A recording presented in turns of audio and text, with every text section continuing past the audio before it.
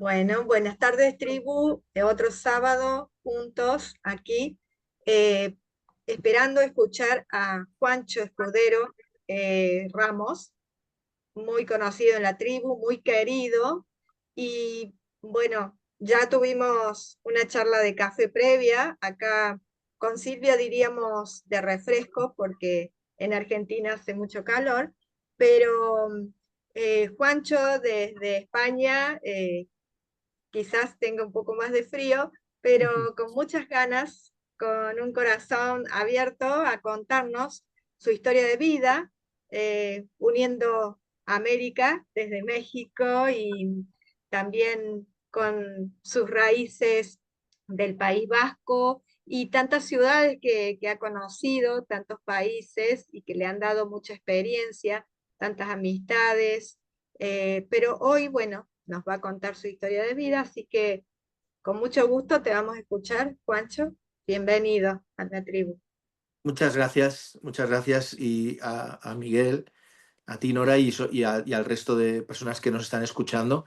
Me siento muy honrado de volver a estar aquí.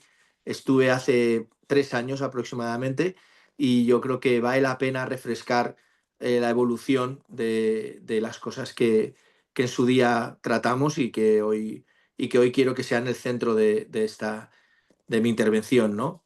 Evidentemente, como has adelantado, pues yo he tenido la suerte de tener una familia muy aventurera y muy dispuesta a emprender nuevas vidas, aunque muchas veces hayan sido impuestas, ¿no? Yo nací en México como consecuencia de ser un nieto de exiliados de la República y de emigrantes también, ¿no? O sea, mis abuelos paternos eran emigrantes, mis abuelos maternos eran exiliados.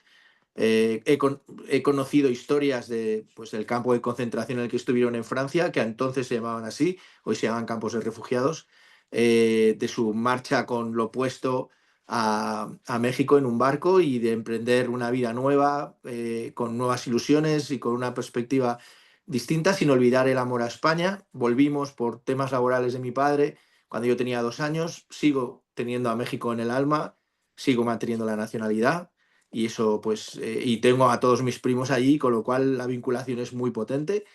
Y a pesar de que mis abuelos, cada uno de ellos tiene un origen distinto dentro de España y Portugal, yo sobre todo, pues por mi padre y por mi abuela paterna, pues me siento muy vasco, muy guipuzcoano, y eso pues al final también son otra forma de ver el mundo, ¿no? Muy, muy distinta, a lo mejor a la de otras provincias. Yo creo que España tiene un tesoro y es dentro de lo pequeña que es, lo variada y lo diversa que es las culturas que lo hay, ¿no?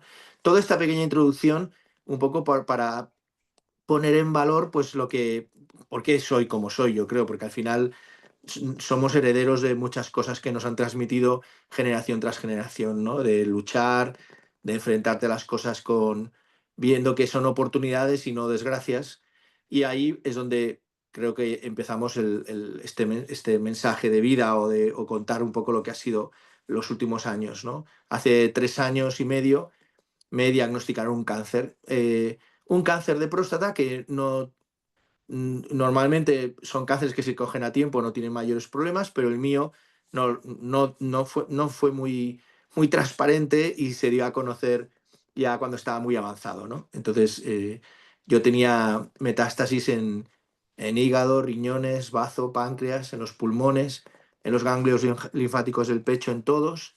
La columna vertebral también la tenía entera, con tumores, en concreto en la vértebra de 11, el tamaño del tumor era tan grande que los médicos a día de hoy me siguen diciendo que no entienden cómo no estoy en una silla de ruedas, y la cadera izquierda me la había fisurado entero al tumor, lo había invadido y bueno, pues cuando te cuentan esto, pues como todo en la vida, tienes muchas formas de reaccionar. Una es pues pensar que eres un desgraciado y otra pensar que lo que tienes es una oportunidad para ser mejor, para sacarlo mejor, ¿no? Y a mí los médicos y las personas con las que yo me relacioné entonces, que iban a hacerse cargo de mi tratamiento, lo que más les llamó la atención es precisamente esta actitud que describo, ¿no? O sea, la idea de que, de que esto era una oportunidad, de que era una gran regalo que te hacía la vida para mejorar. Em, Aquí quería hacer un paréntesis porque es importante para lo que voy a contar y para lo que yo creo que es un mensaje muy importante dentro de lo que estamos haciendo hoy, ¿no? Y me gustaría hacer un viaje en el tiempo y retroceder 500.000 años en el tiempo, ¿no? Y contar una anécdota que sucedió entonces, una historia muy bonita de amor. Y es que aquí tenemos un yacimiento, que es el yacimiento de Atapuerca. Es uno de los yacimientos con fósiles humanos más antiguos y más grandes que hay hoy en la Tierra, que se hayan descubierto. Como os digo, hay fósiles de hace 500.000 años. Se descubrió un espécimen específico que se llama el Homo antecessor, y es posiblemente el yacimiento con mayor número de fósiles humanos tan antiguos que existe hoy en día. No es el único, seguramente, habrá más, pero este es el que han descubierto, ¿no? Eh, por la posición geográfica que ocupa España cerca de África, por la climatología seguramente más benigna que en otros lugares del planeta, pues aquí pues, convivió esta comunidad. Los paleontólogos que estudiaron, y en concreto Ignacio Mendizábal, que es Premio Príncipe de Asturias, descubrieron el fósil de una niña de 7 años que había vivido desde que nació con un problema, y es que durante el periodo de gestación se le había cerrado el cráneo. Y cuando eso pasa, pues tu cerebro no crece todo lo que debía de crecer, y cuando naces tienes problemas pues de movilidad, de capacidad de conocimiento, etcétera, etcétera. Y los científicos descubrieron que esta niña vivió hasta los 7 años. Es decir, al contrario que lo que dice la teoría de Darwin, que las especies más fuertes y con mayor capacidad de adaptación son las que sobreviven, pues esta niña vivió hasta que por los problemas que arrastraba, pues ya no pudo seguir viviendo. En conclusión, que la tribu cuidó a este bebé, ¿no? Eso es un descubrimiento maravilloso. Eso podríamos decir que es amor fosilizado. Ya hace 500.000 años teníamos esa capacidad, bien innata en nuestro ADN, ¿no? Y yo quiero empezar diciendo que para mí el gran descubrimiento cuando me diagnostican el cáncer es que yo me sentí como esta niña de esta tribu. A mí la tribu me cuidó en toda su dimensión, empezando por los científicos que estudian todos los días nuevos tratamientos, nuevos medicamentos para atender el cáncer, por los propios médicos que atendieron y que aplicaron esos tratamientos con eficiencia porque encontraron una solución, pero lo extiendo a mi familia, mis amigos, mis compañeros de trabajo que se portaron de maravilla. Es decir, yo descubrí, eh, dentro del enorme cantidad de descubrimientos que me trajo esta enfermedad, descubrí uno de los signos más importantes y más extraordinarios que tiene nuestra especie, que es la capacidad de trabajo en equipo. Y trabajo en equipo no solamente es ponerte a hacer una tarea para conseguir un objetivo, sino ayudar a ese miembro de la especie que en un momento dado se va quedando atrás por problemas de salud, en este caso, ¿no? Eso fue, pues, como os digo, el primer gran descubrimiento. Yo tuve un tsunami de amor. eh, Recibí llamadas de gente que hacía años que no veía, de compañeros del colegio, de la universidad, de los diferentes sitios en los que he trabajado, de diferentes países. Fue un regalo continuo que alimentaba mi ánimo, ¿no? Y la idea de que estaba en buenas manos, en definitiva, ¿no? Luego, por otro lado, pues también descubrí lo perfecto que es el cuerpo humano. Es increíble la máquina que tenemos y la capacidad que tenemos que tiene de reaccionar a cualquier estímulo, incluso cuando se falla, incluso cuando desarrolla un cáncer, cómo el cáncer se defiende ante los tratamientos. Es increíble lo que tenemos dentro y que no somos conscientes y que muchas veces descuidamos, ¿no? Además descubrí, porque yo siempre he sido muy deportista, yo muchas veces en las presentaciones digo que yo soy futbolista porque he estado jugando al fútbol hasta hace 3 años. Una afición que me ha acompañado siempre y que además para poder jugar bien, pues hacía mucho deporte, corría, nadaba, hacía muchos deportes complementarios. Entonces descubrí que si cuidas tu cuerpo te cuida a ti, que es fundamental. Ese cuidar tu cuerpo no es solamente alimentarte bien, llevar una vida, vas a hacer deporte, implica muchas cosas, ¿no? Implica que tengas el sueño reparador que es necesario y que lo descuidamos, posiblemente una de las cosas que más descuidamos al hablar de la salud, que intentes evitar el estrés, que también es complicado, pero que aprendas a gestionarlo. Y todas esas cosas hacen que tu cuerpo vaya estando fuerte y en una posición sólida para enfrentarte a situaciones como esta, ¿no? Eh, a mí ese deporte que me ha ayudado a estar fuerte, a mí la propia cardióloga el día que me hizo el electrocardiograma, porque para la quimio te lo analizan primero para ver la fortaleza que tienes y entonces ver la dimensión de la quimio que te pueden meter, me dijo, te vamos a poder poner una quimio muy potente porque tienes un corazón muy musculado, que evidentemente es fruto de eso, ¿no? Yo no he fumado, he bebido con moderación, nunca he tomado drogas de ningún tipo, o sea que, bueno, a lo mejor he llevado una vida que para muchos podría ser aburrida, pero a mí, sobre todo, diría que ha sido un aspecto básico a la hora de enfrentar esta enfermedad. Y el deporte me enseñó a perder, me ha enseñado a perder en las diferentes modalidades que he desarrollado, pero también me enseñó que hasta que no acaba hasta que el árbitro no pita, hay partido. Y esa fue mi primera reacción cuando el doctor me dijo, tienes tumores, todavía no sabíamos cuál era el cáncer principal, pero tienes tumores por todo el cuerpo, ahora vamos a investigar. Yo lo primero que le dije es, oye, hasta que no pite el árbitro yo voy a pelear. El pronóstico es muy malo, lo era, o sea, a mí me dieron meses de vida, pero, pero al final te das cuenta que hay que seguir intentándolo. No voy a decir pelear, luchar, hay muchas organizaciones contra el cáncer que dicen que tiene un carácter, una connotación negativa, decir que estás luchando porque implica que puedes perder. Ya sabéis que ahora lo políticamente correcto importa mucho y entonces, aunque yo decía al principio, soy un guerrero, lucho, pues bueno, tampoco quiero trasladar la sensación de que si luchas vences, porque no se trata de eso. Se trata sobre todo de que seas consciente. Yo creo que el primer paso que hay que dar es que es la aceptación, que seas consciente de lo que se está sucediendo. Que seas consciente de lo que se está sucediendo y de los diferentes finales que puede haber. Tanto que te puedes curar como que no te puedes curar, ¿no? Y a partir de realizar esa aceptación, de ser consciente de la experiencia que estás viviendo, pues empezar a vivirla de otra manera. Confundimos muchas veces, yo creo que confundimos que lo contrario de la vida es la muerte. Y yo creo que eso es un error. Y yo por lo menos además lo he experimentado así en estos últimos años. Yo creo que la vida es un tiempo, cada uno vivimos un periodo de tiempo distinto que se enmarca en dos hechos cronológicos, que es tu nacimiento y tu muerte. Por eso la vida no es ni contrario al nacimiento ni contrario a la muerte. La vida es lo que hay en medio.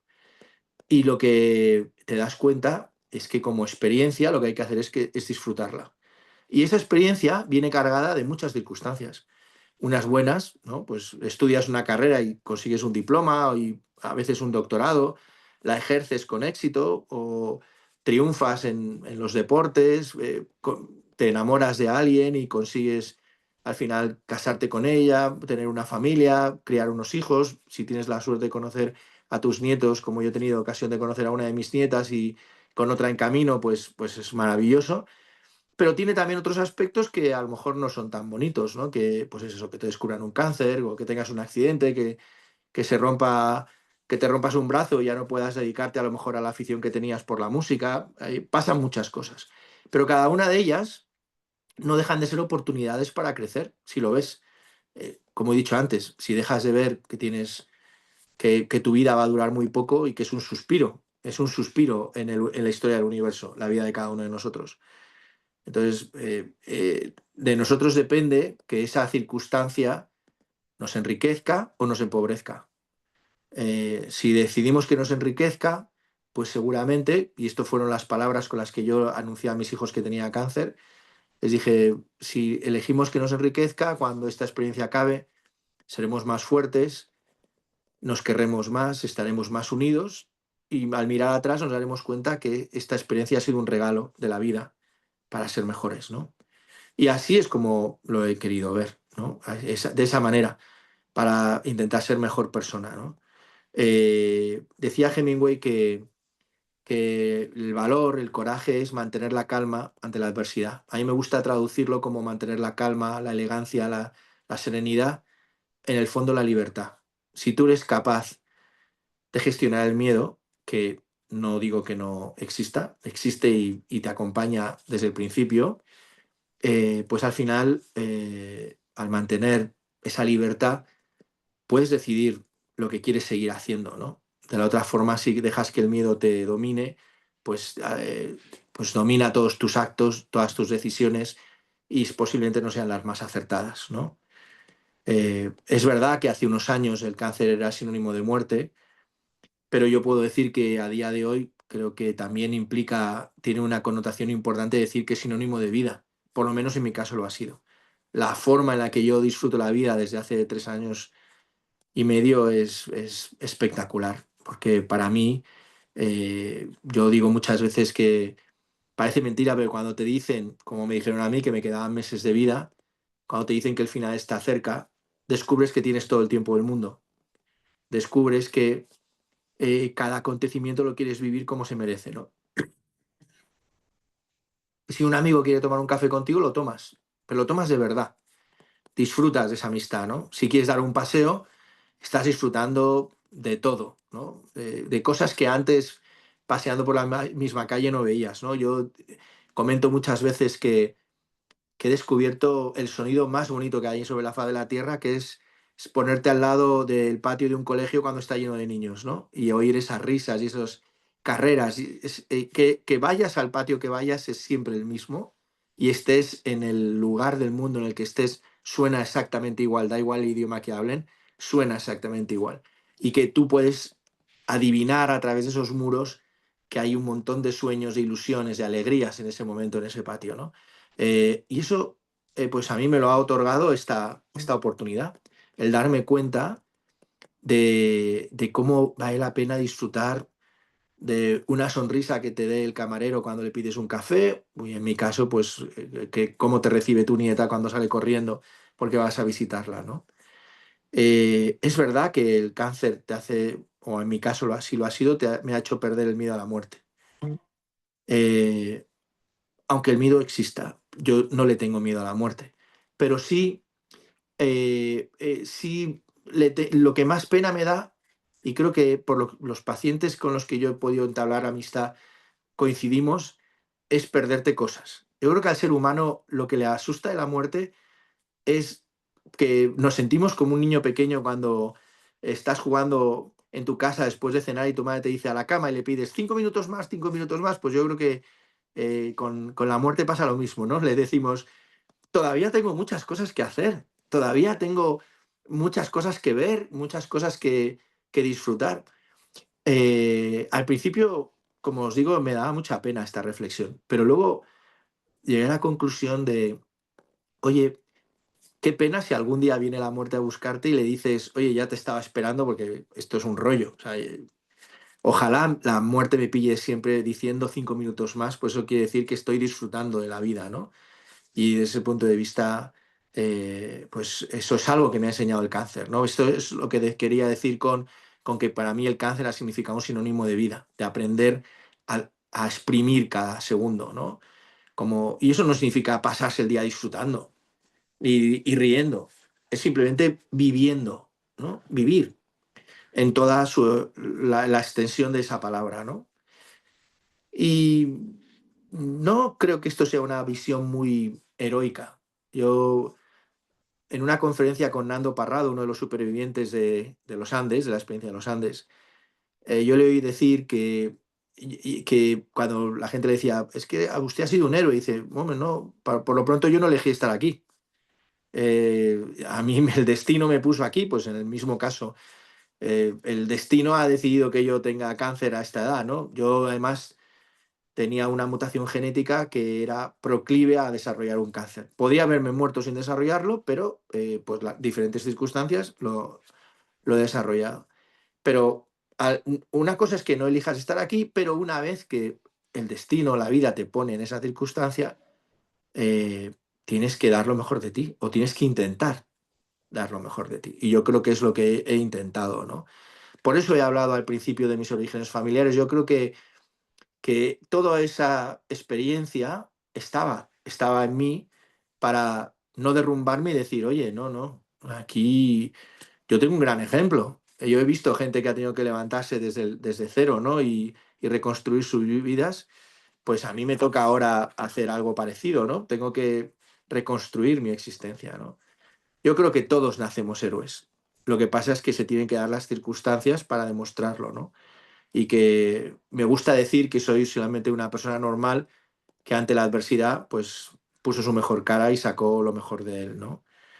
Y este ejercicio, sin duda, tiene que ver con lo que he comentado antes de aprender a gestionar el miedo.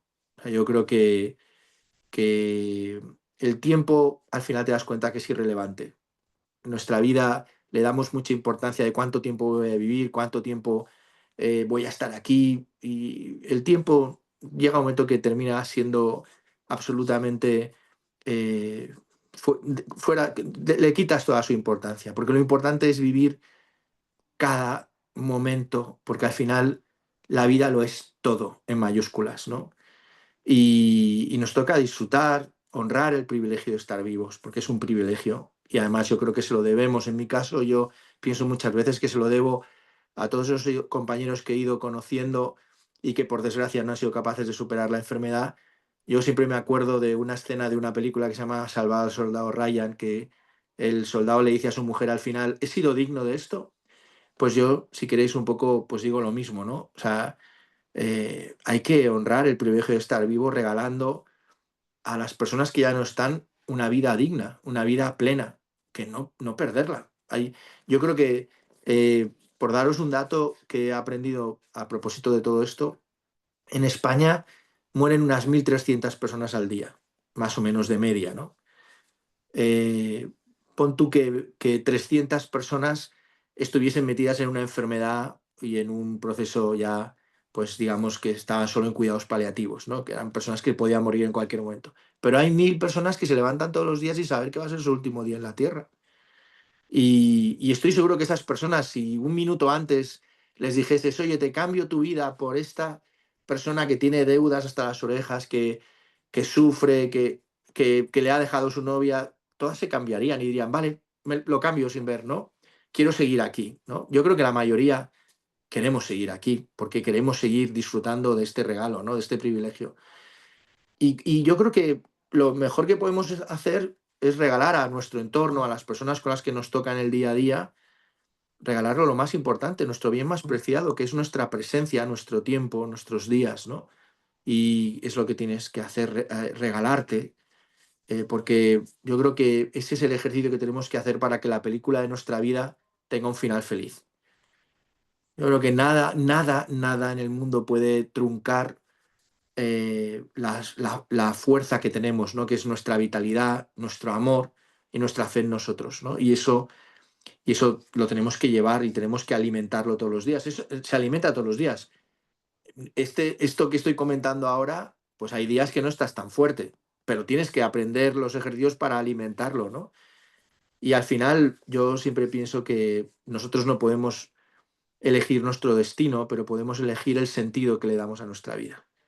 Esa es la libertad que nos queda, y la que, si gestionas el miedo, es la libertad que te queda, elegir el sentido que le quieres dar a tu existencia, y que sea un sentido lo más eficiente para con los demás. Es el mejor regalo que le podemos dar, ¿no? A los demás.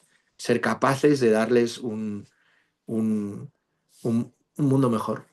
Eh, Leí una vez un artículo que me impresionó mucho, que es eh, que el autor decía que en una conferencia había dicho, hay que tener cuidado porque a ver qué mundo vamos a dejar a nuestros hijos, y que al final se le había acercado una señora, una madre de familia, y le había dicho, yo creo que la pregunta real es qué hijos vamos a dejar a nuestro mundo, ¿no? Es decir, nuestro deber es trasladar unos principios, unos valores, unas ganas de disfrutar de la existencia que permitan hacer un mundo mejor. Ese es nuestro, yo creo que uno de nuestros deberes y nuestras obligaciones como seres humanos, ¿no?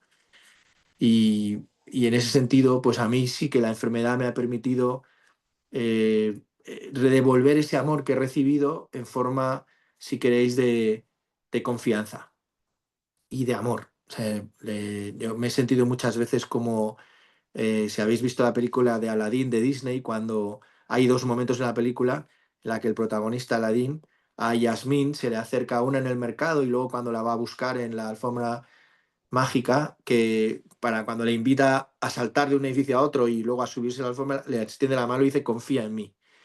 Ese gesto de extender la mano a otra persona y decir confía en mí, acércate, es una cosa que también creo que vale la pena trasladar hoy, hoy que es el hecho de dar a los demás lo mejor que tienes, ¿no? Tu alma, tu amor, tu vitalidad, para que vean que la vida se puede disfrutar a pesar de esto, ¿no? A pesar de estas circunstancias. Porque cuando has tenido un diagnóstico como el que yo acabo de contar, yo creo que no se trata de decir quién soy, sino la pregunta es en quién me quiero convertir. ¿Quién quiero ser a partir de hoy? Ahí está, ahí reside esta libertad que yo creo que todo ser humano tenemos, ¿no? Creo que somos una especie que ama la belleza, eh, y que como nos acompaña desde que somos lo que somos, el gusto por la estética, ¿no? Basta como cada vez que se abre un sarcófago, se abre una tumba de la época que sea o de la cultura que sea, está llena de adornos y de collares y de anillos y de objetos preciosos, porque nos gusta estar guapos incluso en el más allá, ¿no? Es curioso, ¿no? Y para mí yo creo que no hay cosa más bella que entregarte a los demás. Los médicos y todo el equipo humano que está detrás de la curación al cáncer me ha entregado eh, una de las cosas más bonitas que hay, que es curar, cuidar a otra persona, ¿no? Pues yo creo que al final nuestro objetivo último debe ser buscar sobre todo la cooperación y la capacidad de aligerar el peso de la adversidad, ¿no? En mi caso, esa adversidad podemos llamarla cáncer, para con humor, con optimismo y con fe en la bondad de los demás, pues construir una oportunidad para disfrutar mejor de la vida, que yo creo al final es como me siento, ¿no? Yo creo que esta sería, si queréis, el gran mensaje que me gustaría lanzar hoy, ¿no? Lo que os he contado. Eh, a partir de ahí, si queréis que hagamos alguna pregunta, a contestar alguna pregunta o que ampliemos alguna reflexión, estaré encantado, encantado. Bueno, Juancho, hermoso lo que has contado. Cada frase, hasta tomaba nota porque frases muy lindas has dicho en base a lo que has sufrido, a lo que has pasado, que no dijiste nada negativo, al contrario, todo eso te llevó a esto que hoy nos puedes transmitir y que no todas las personas lo viven así. Muchas se entregan, creen que el cáncer bueno, es lo último que les puede pasar, pero aquellas personas que han salido creo que han sido aquellas que piensan como vos, eh, que creen en el amor, que creen en los que están a nuestro alrededor, que nos ayudan. Entonces, creo que es hermoso lo que te ha tocado vivir, a Sí, pesar de la enfermedad, pero lo que has sentido y lo que hoy, esa fuerza, esa energía que tienes para seguir adelante, eso es lo que te ha ayudado, sin duda. eh, Y sí.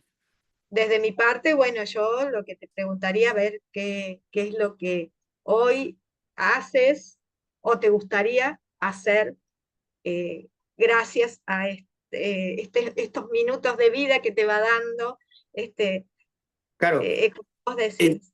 yo, pues mira, mi oncólogo tuvo la ocurrencia de proponerme ir a congresos médicos, para explicar mi forma de ver la enfermedad. Yo el primer día le dije, bueno, ¿qué quieres que cuente? Y me dice, no, no, yo no te digo nada, como eres en mi consulta es lo que quiero que hagas, ¿no?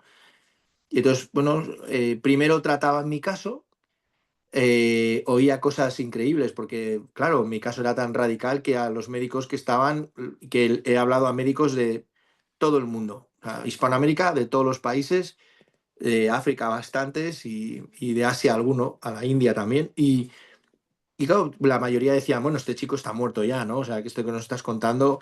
Entonces, claro, imagínate cuando termina, que suelen ser unos 25 minutos de exposición del caso, con todos los oncólogos hablando y salgo yo y hablo, ¿no? Y les cuento mi punto de vista.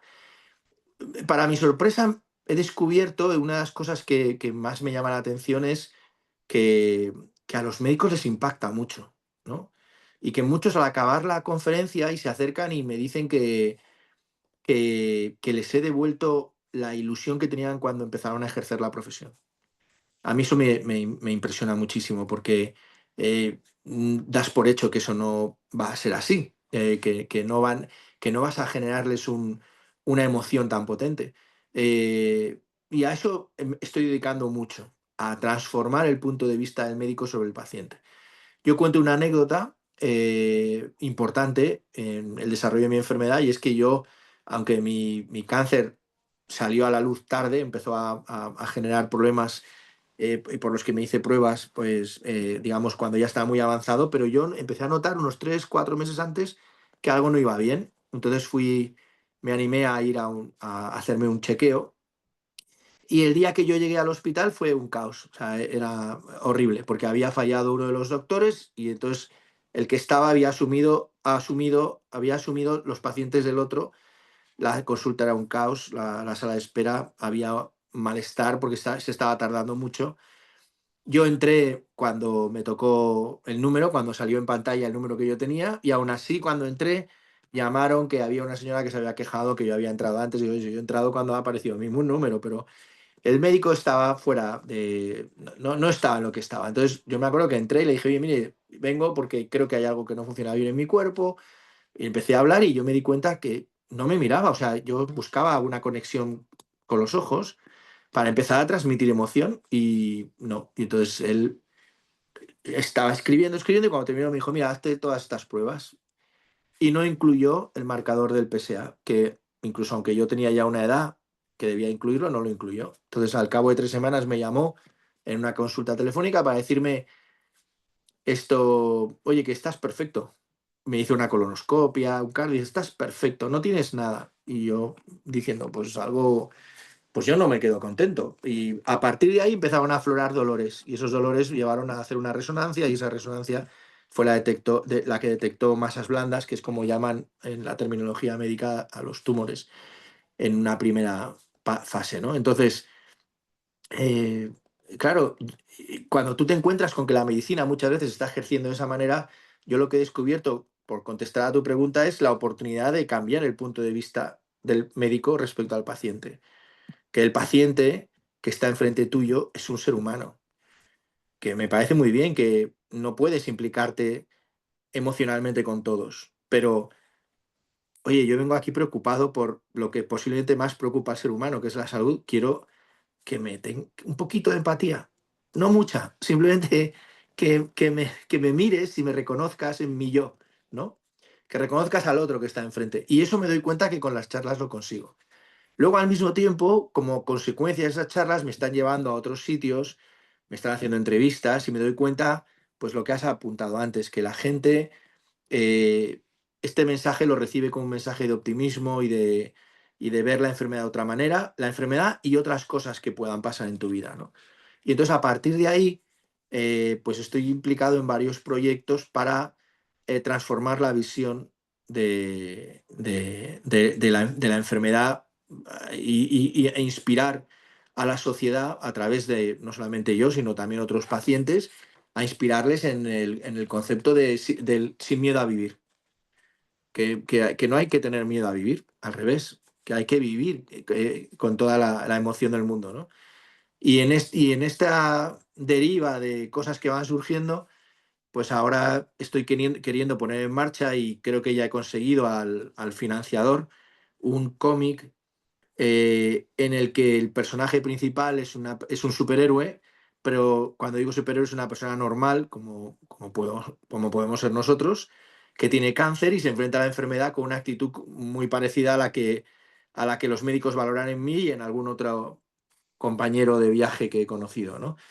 Y porque un poco lo que queremos con este proyecto, que como os digo, tenemos una farmacéutica muy importante detrás que se ha animado a financiar esta idea, lo que queremos es trasladar de una forma que no sea un libro, sino que sea eso, un cómic con el perfil de un superhéroe, porque no me quiero meter yo en el grupo, pero todas las personas que se enfrentan al cáncer en el mundo son unos pequeños superhéroes sin capa que se levantan todos los días a enfrentarse con una enfermedad que, a pesar del éxito que se va cosechando, pues sigue siendo pues un estigma y genera pues un terror muy, muy grande. Pues un poco transformar esa perspectiva.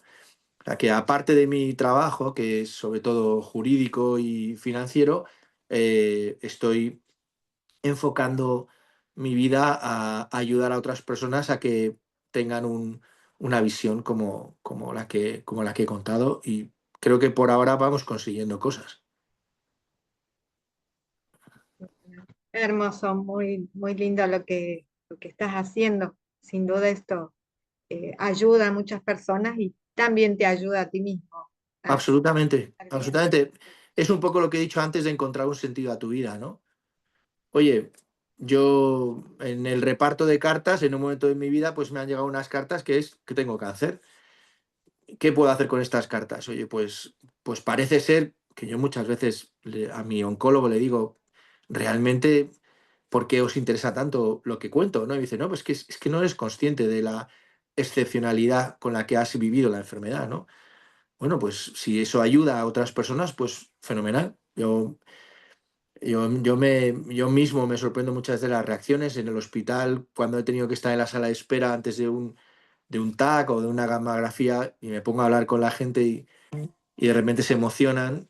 Yo tengo mi doctora de familia, cada vez que voy a verla para hacer la activación de las medicinas que me tocan a través de la seguridad social, porque el tratamiento es muy caro, cada vez que me ve y que me pongo a contarle cosas, siempre se emociona y se pone a llorar y se despide y me dice, quiero darte un abrazo. Y yo, pues gracias, gracias, pero no quiero con esto que parezca que lo hago desde un punto de vista engreído. Todo lo contrario, lo hago desde la idea de, tan sorprendente es esto, pues qué maravilla si puedo trasladar, que la gente vea que lo importante es disfrutar de la vida, porque la vida se nos escapa entre los dedos y no podemos perder minutos lamentándolos. Evidentemente hay que lamentarlo, hay que dedicar un momento a, a la pena y al duelo, sí, pero que dure lo menos posible para poder aprovecharlo.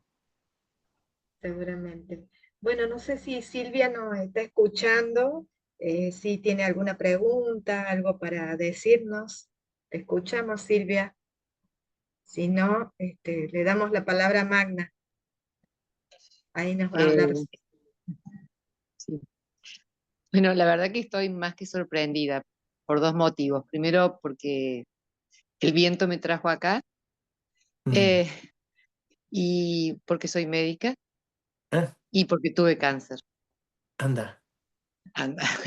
Así que escucharte ha sido una cosa fantástica, Oh, muchas gracias. porque me he sentido, eh, cuando los médicos pasamos a ser pacientes y nos ponemos del otro lado. Bueno, es fuerte, es muy fuerte, y vivenciar todo esto que vos decís. Yo creo que siempre fui una médica empática, pero a partir de mis propias experiencias personales, más todavía. De hecho, Claro. en este momento pasé de la medicina alopática tradicional a la medicina integrativa, con muchas más herramientas para una mirada más holística del paciente. Ujú. Pero muchísimas gracias por todo lo que has contado, realmente desde el corazón, y tocaste el mío. Ah, muchas gracias, de verdad. Y ya esto es lo que he comentado antes. Simplemente, pues esta recepción es emocionante porque sigo siendo, lo que he dicho antes, una persona normal que ante la adversidad ha puesto su mejor cara. Si con esto pues he conseguido emocionarte y llegar a tu corazón, pues decirte que tú lo acabas de hacer con tus palabras. O sea que maravilloso. Muchas gracias. Muchas A gracias. vos, a vos. Muchas Muy bien. gracias, Silvia, por tu participación y qué lindo que te lleguen las palabras de Juancho, que son eh, muy emotivas, y sin duda también, ¿no? Del paciente entender al médico que también es un ser humano que Claro. está a veces con su cabeza en mil cosas y bueno, cuesta a veces ponerse en el lugar del paciente, de escucharlo, Sobre todo Silvia, bueno, conoce que aquí tenemos muchas dificultades en cuanto a lo económico. El médico tiene sueldos muy bajos, Claro, eh, faltan enfermeros, tienen que hacer muchas horas de trabajo, están cansados, están agotados. Entonces, también a veces uno tiene que ponerse en ese lugar. claro, ¿Mm? sin Y duda. también los médicos, perdón, los médicos también tenemos miedo. Sí, Entonces, es inevitable cuando un paciente enfrenta una patología, la que sea, no hacer algún tipo de transferencia también. claro. Entonces, de eso se crea como cierto mecanismo, muchas veces de defensa. Absolutamente. Mira, ratificando un poco eso, el oncólogo que a mí me trata, el primer día que estábamos hablando ya del tratamiento, ya una vez que habíamos definido qué cáncer era y el alcance que tenía, pues yo le dije, mira, me vas a curar, vas a ser amigo mío y vas a escribir un libro sobre el proceso, ¿no? Y él me dijo, yo no soy amigo de mis pacientes. Y digo, no, vale, pues te digo, conmigo te vas a hacer amigo mío. Y hoy, cada vez que me presenta, me dice, y os presento a Juancho, que es mi paciente, pero sobre todo es mi amigo. Y yo siempre le digo, y decías que no lo ibas a hacer. Es decir, entiendo esa protección porque veis mucho dolor a lo largo del día y hay que ir montando un escudo que te proteja de no puedes implicarte a ese nivel, ¿no? No, Yo porque creo que es el equilibrio, ni un punto ni otro del péndulo, ¿no? Tienes que estar en el medio. totalmente, totalmente, porque si uno eh, no podés ayudar desde el mismo lugar, estando en el mismo lugar, Exacto, hay como, es así la así vida. es, así lo entiendo yo también, ¿eh? Y como he dicho antes, yo digamos que tuve un mal día el día que fui a ver al médico y él no hizo lo que a lo mejor podía haber hecho. eh, Se juntaron muchas cosas, pero yo en ningún caso pienso, ¿cómo he podido tener tan mala suerte? No, es lo que he dicho antes, es la vida. Ese día se juntaron un montón de circunstancias que llevaron a que el médico pues, no pudo estar 100% conmigo. En España también hay un problema de escasez de médicos, también hay un problema, a lo mejor no es la misma dimensión, pero sí hay un problema de escasez de profesionales. Se les exige a los profesionales unas eficiencias de que tienen que tratar, no pueden dedicar más de 15, 20 minutos a cada paciente, ya sea por la privada o la pública, porque son las soluciones que se han encontrado para que puedan tratar a todo el mundo. Entonces, al final, pues se deshumaniza una ciencia que es sobre todo humanidad, ¿no? Sobre todo, como he dicho antes, yo creo que es la profesión más bonita del mundo. Pensar que estás curando y sobre todo cuidando, porque yo en un congreso médico vi una frase que me encantó, que es entenderé que no me curen, pero nunca entenderé que no me cuiden. Yo creo que esa clave, esa frase de bueno, claro que yo puedo aceptar que al final, oye, no habéis encontrado la solución. Pues es que a mí me sigue pareciendo magia que llegues y le digas a un señor, me duele aquí, y diga, eso es el estómago. Y tú dices, ¿cómo es posible si todavía no me ha visto? O simplemente me ha tocado. Pues hacéis magia y no hay que cambiar también esa forma. Vivimos en un mundo que ha avanzado tanto que damos por hecho que la medicina tiene que ser perfecta y no lo es. Sigue siendo un milagro. Sigue siendo un milagro. Absoluto. Eso Mm. te iba a preguntar, si considerabas que, bueno, la ciencia lo ha logrado, la familia, la contención que has tenido, si consideras también como un milagro esto. Sí, sí. Eh, un milagro de la ciencia, porque creo que el cáncer, hace 4 años mi cáncer no hubiese tenido la misma solución. Es la mezcla de dos tratamientos, dos fármacos que ya existían, que hasta entonces no se habían mezclado, se mezclaron y dio un resultado positivo. Y esto fue gracias a un estudio que se había hecho y que se había presentado en un congreso médico. Si no llega a ser por eso, seguramente yo no estaría aquí. O sea que hay un milagro de la ciencia y hay un milagro de lo que he dicho antes, del amor fraternal que tenemos los seres humanos y que en mi caso yo lo he experimentado. Yo muchas veces digo, si quieres exagerando, yo he escuchado todo lo que iban a decir de mí en mi funeral. O sea, todo eso me lo han dicho a la cara. Lo bueno que he sido, ¿no? Las cosas malas no me las han dicho, pero las buenas las he oído todas, ¿no? Y sin duda yo soy creyente y para mí, a mí la Virgen de Guadalupe, que es la que me acompaña como mexicano que soy, ha estado conmigo. Yo a Jesús y a la Virgen nunca les pedí que me cuidasen, de que me curasen. Lo que les pedí es que me acompañasen. Dije, yo quiero sentiros. Y los he sentido. Y hay una cosa muy maravillosa, y es que eh, casi inmediatamente empecé a recibir fotos de todos los lugares del mundo que os podáis imaginar, de gente que había encendido una vela y me mandaba la foto y me decía, oye, estoy en Jerusalén, estoy en Belén, estoy en Nueva York, estoy en Fátima, estoy en Lourdes, estoy en el Vaticano y he encendido esta vela por ti. O he encargado una cadena de rosarios en tu honor en Nueva York. O gente que me decía, oye, ayer estuve en una iglesia y de repente dijeron por la curación de Juancho Escudero Ramos, que ¿sabes quién lo está haciendo? Digo, no tengo ni idea de quién lo ha podido encargar. O sea, ahí si quieres está, pues lo que os digo, que yo me he sentido acompañado. Me he sentido acompañado por Jesús y por la Virgen, y por eso tampoco he tenido miedo al desenlace, porque decía, estoy en manos de quien tengo que estar. Yo creo que sí, es un milagro en muchos aspectos, en muchos. Seguro. Silvia, ¿algunas palabras más quería? Hermoso. No, hermoso, realmente. Y entiendo todo lo que ha dicho. Lo he vivido también, es muy fuerte, Es muy muy fuerte, lindo. ¿verdad? Muy lindo, muy lindo. Es la maravilla de que el hombre, el ser humano, ante la adversidad, da lo mejor de sí y a los demás. ¿Sabes? Es algo que ya lo decía Dominique Lapierre en La Ciudad de la Alegría, ¿no? Dice, es increíble que en las calles mejores de Beverly Hills, por desgracia, sufriendo el incendio que están sufriendo en Los Ángeles, pero Mm. todas las casas están separadas por una valla, los vecinos no se conocen o parece que no se conocen, y sin embargo en el barrio, en la calle más pobre del barrio más pobre de la ciudad más pobre de la India, todos los vecinos viven unidos y todos comparten todo, ¿no? Yo creo que las desgracias como la de Los Ángeles, como la que sufrimos en España en octubre sobre la Dana, que asoló el Levante, sale lo mejor de nosotros mismos, ¿no? Y eso somos una especie que a mí me parece maravillosa, a pesar de los horrores que cometamos en algunas ocasiones, en líneas generales somos una especie maravillosa. Bueno, Magna, que nos ha permitido este espacio de encontrarnos y compartir tantas cosas que salen del corazón, le vamos a dejar un ratito, unas palabritas. Vale, muchas Bueno, gracias, ¿eh?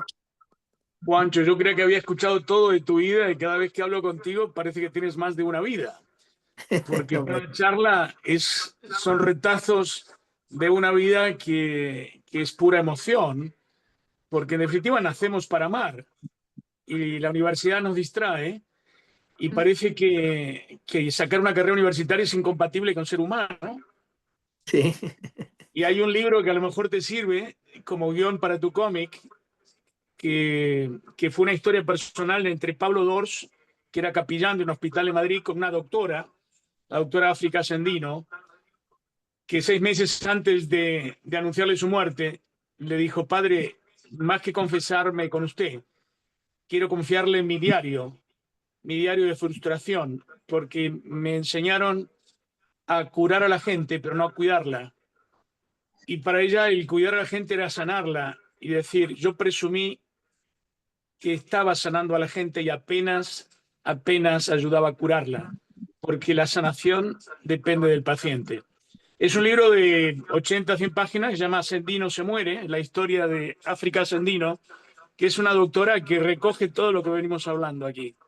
pues La lo buscaré. frustración, no sé si lo conoces. No, no lo conocía, lo buscaré. Pues Sendino se muere es un libro de Pablo Dors, muy pequeño, yo me lo he leído más de una vez, porque en esa doctora está representada las asignaturas que cualquier facultad de medicina del mundo tendrían que meter en un paquete, es decir, taller final antes de graduarte. Porque si no apruebas esa asignatura y no lees la vida de una persona que ha estado 30 años como doctora, orgullosa y presumida, y se daba cuenta que se había olvidado de preguntarle antes del diagnóstico qué vida traía, y después darle el alta a dónde volvía después de esa curación, porque decía, no me importaba la vida de esa persona. Me importaba acumular a mi reputación un paciente más, ¿no? Y entonces, cuando somos números, dejamos de ser personas. Claro. Y yo creo que en esta tribu que te convoca, que recoge todas esas tribus afectivas que te han ayudado a curarte, intentamos modestamente hacer esto, ¿no? Que en época de pandemia, con la gente de Cáritas Galicia, con mi amigo Íñigo, hayamos creado esta plataforma de comunicación, pues teníamos dos cosas claras, ¿no? Que todas las personas que se tenían que sentir atraídas por nuestro mensaje era tratar de transmitir que la vida tuviese sentido, el paso por ella. Y segundo, que nos cuesta más, porque hay muchos cánceres y hay uno que no se le pone nombre, que es el cáncer de conciencia. Sí. Y en la tribu tratamos de hacer una oncología ontológica que básicamente se resume en darse cuenta de lo que cuenta para que cuente. Porque son tres fases diferentes. Primero la que tú has pasado, darte cuenta porque el diagnóstico fue muy cruel. Pero después de que te das cuenta de que tienes cáncer, es para qué cuenta saber que tienes cáncer. Y Así después de es. que transmites a todos esos auditorios y hagas tu cómic, es que todo lo que transmites cuente en cada oyente que te escuche. Claro. Entonces, sin esas tres fases, el proceso de conciencia queda cojo, queda carente de ejecución, porque los que hemos sido docentes toda la vida, digo, la lección no termina cuando yo suelto el rollo y cobro mi sueldo a fin de mes, sino es Cierto. cómo ejecutan lo que yo aconsejo. Yo siempre digo que me avergüenza haber estudiado economía, porque de todos los premios Nobel de Economía, ninguno curó el hambre del mundo, ni nadie realmente demostró que el motivo por el cual fue premiado tuvo sentido en algún grupo humano, porque son desarrollos teóricos que no tienen recorrido, que no tienen alcance. Y yo suscribo lo que dice Silvia, sin una aproximación holística al ser humano, sin no conocer las emociones antes del diagnóstico y sin seguir la vida posterior al alta, no estamos cumpliendo nuestra función hipocrática, que es velar por ese paciente. Que realmente le honra el nombre, porque es más paciente él, porque el médico es el impaciente. El médico es el impaciente que no está a la altura del paciente. Y tú puedes saber medicina, pero él sabe de paciencia. Y tú te puedes realmente nutrir escuchando lo que le costó a él aguantarte y soportar que un señor no te haya pasado un PSA cuando tú tenías ese cuadro y tu tranquilidad no te llevó a denunciarlo, porque era denunciable ese caso. Bueno, Porque es una responsabilidad de un señor el cual realmente le pagamos el sueldo entre todos, por tu edad, por preguntarte qué le está pasando, qué dolores tiene, más allá de lo que diga la analítica.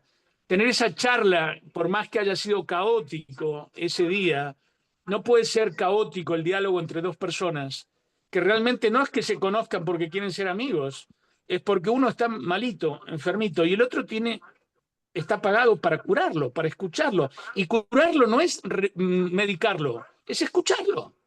El diagnóstico empieza en la escucha consciente. Si tú no escuchas a la persona, tendrás todo el conocimiento químico, farmacológico y médico del mundo. Pero te falta uno, que es que no eres humano. Y el que no humaniza con el paciente, el papel de médico es papel mojado. Y perdona, doctora Silvia, que estás aquí presente, pero no es faltar el respeto a tu titulación profesional, sino a los médicos que no justifican su condición humana y presumen de la única titulación que tienen en la vida, que es la titulación de licenciado en medicina, y no pueden presumir de una condición anterior, que quien no es humano, por más que tenga el doctor honoris causa, nunca será doctor. Y aquí me quedo. Muchas gracias, Juancho, por traer humanismo a esta tribu humanista, que el día que no tengamos ponentes como tú, vamos a cerrar esto con Nora y nos vamos a ir de vacaciones, vamos a incorporar a Silvia para realmente que disfrute con nosotros de que cualquier vacación cura más que ingresar en un hospital, porque hay muchos ingresos que se pueden evitar si tú le das un abrazo al paciente y le digas, vaya a su casa, que yo en 15 días le llamo a ver cómo sigue. Eso cura mucho, tanto o más, que esa analítica, que ese frío, esos 10 minutos fríos, que sabemos muy bien que hoy día el sistema no puede permitirle a un médico tener más de 10 minutos con cada uno. Mm. Pero bueno, es revelador, y yo doy enhorabuena a ese doctor oncólogo que te trata por haber sabido escucharte, por haber por haber sabido procesar todo lo que le dijiste y ponerlo en Sí. cuenta, porque en definitiva hay muchos médicos que pasan por esa experiencia oncológica de tu doctor. Y hay muchos pacientes que a lo mejor son como tú, pero no se da esa doble condición de médico interesado y paciente interesante, ¿no? Mm, mm. Entonces yo creo que en ese amor, en ese noviazgo que habéis tejido, está el milagro de tu curación y de esa vida que te deseo que dure mucho, porque cuanto más dura tu vida, más pacientes se van a salvar. Muchísimas gracias. Muchas gracias. Y Muchas gracias. buenas tardes y buenas noches por el cambio de horario. Y hasta la próxima cuando deseéis. Ha sido un auténtico honor y un placer. Gracias. Muchísimas gracias. Gracias. Hasta luego. Adiós. Gracias. Buen fin de semana. Igualmente. Quiero acá.